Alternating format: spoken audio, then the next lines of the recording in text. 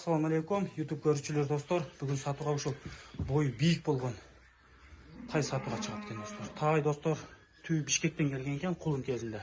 Буту кол омурулары таза экен достор. Ден соолук ичип жегендерине жооп беребиз дейт ээси. Тай достор бою чоң экен, моюнун узундуктары, белинин узундуктары жайында экен достор. Кулактардын чоңдуктарын карагыла. Кашказы бар экен достор. Тайдын өңү көк достор, аз күнгө да жакшы көрүнүп атат.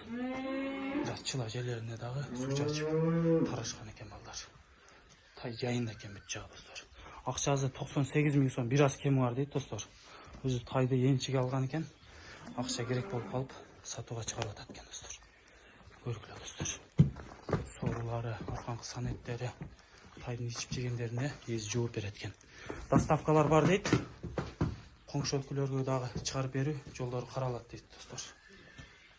Қазақстан, Өзбекстанға дағы. Тайдың бойы 1.50-ге чамалап қалат екен. Машалла.